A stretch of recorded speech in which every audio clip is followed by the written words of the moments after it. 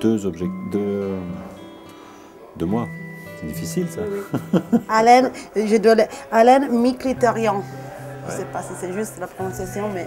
C'est très juste, c'est pas vrai. Bah, Alain Mkhitaryan, c'est voilà, c'est moi, c'est toute une vie,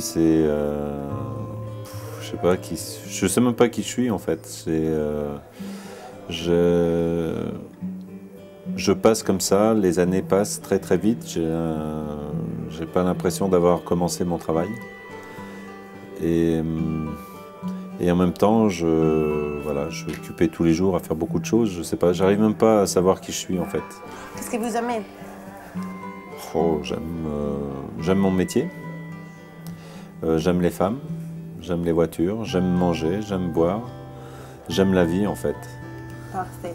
Et quand vous avez commencé dans 1978, ouais, est-ce que vous pensez d'être aussi un entrepreneur? Non. Ça, alors là, quand j'ai commencé en 78, j'avais aucune idée de ce que j'allais faire.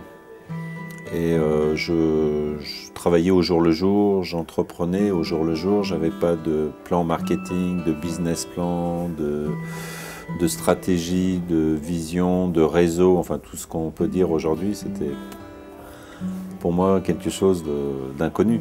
Donc il a été une surprise? Ça a été, non, pas une surprise parce que j'ai pas vu passer le temps. J'ai eu beaucoup de chance dans ma vie, mais la chance ça se provoque. De rencontrer des personnes importantes, de rencontrer du monde qui m'a aidé, de faire des croisements, des connaissances, d'habiller des gens célèbres, d'habiller des inconnus. Tout ça, ça fait que voilà, les 30 années sont passées et j'ai l'impression que c'était avant-hier. Vous m'avez déjà dit qu'est-ce que vous pensez, mais quand vous avez connu Elton John, Alain Mkhitaryan est arrivé dans tout le monde, ou presque dans tout le monde. Comment est arrivé ça? Alors quand j'ai connu Elton John, je me suis collé à un mur et j'ai pas quitté le mur. Parce que c'est pas évident, hein. Quand on croise Elton John, il faut pas le croiser n'importe comment. Ok, parfait. Mais professionnellement, ça a changé l'histoire professionnelle. Moi, j'ai parlé de ça. Voilà. Ah ben c'est très professionnel. Parce qu'à la fin, il a mis votre lunette et tout le monde a vu ça. Oui, il en avait besoin, j'en avais besoin.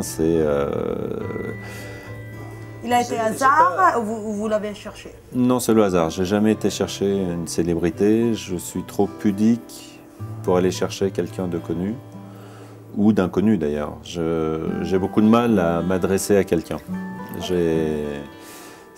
Même aujourd'hui, je préfère qu'on vienne me chercher, mais j'ai du mal à aller voir quelqu'un. Et Elton John, ben, j'étais content, mais en même temps, voilà, à la limite, ça me fait plus plaisir de vous voir. Merci beaucoup. Moi, je trouve que dans la vie, il faut rester simple et modeste, et puis on finit tous dans la même boîte, de la même façon. Donc, pourquoi essayer de se donner comme ça une image extérieure? La seule personne qui m'a donné beaucoup d'émotions quand je l'ai rencontré, c'est Wim Wenders. C'est le seul où j'ai eu les frissons quand je devais le rencontrer. C'est le seul qui m'a beaucoup ému. Je ne sais pas trop pourquoi. Pour moi, c'était un monument du cinéma et j'avais peur de ne pas être à la hauteur. Sinon, tous les autres, ça s'est passé comme ça, au fil du temps et en toute simplicité, parfois en difficulté, mais voilà, mais j'ai jamais cherché à rencontrer ces gens-là. C'est difficile de vivre dans le monde de la mode aussi si on ne l'aime pas. C'est très difficile et à la fois c'est facile. C'était très difficile pour moi il y a quelques années parce qu'il fallait que je fasse des efforts, il fallait que je montre le bout de mon nez à certaines soirées, que je m'oblige à discuter avec des journalistes, que je fasse mon métier de relations publiques. Ça c'est difficile, ça c'est vraiment difficile. Aujourd'hui je ne fais plus d'efforts, je ne vais à aucune soirée, on me voit nulle part à Paris ou à New York ou à Los Angeles, je ne suis pas présent. Donc c'est très facile. C'est parfait. J'ai pas de regrets, j'ai pas de déception, J'espère que j'ai encore beaucoup d'années devant moi pour continuer mon travail, c'est tout. Si j'ai une déception, c'est peut-être celle-ci, mais même pas.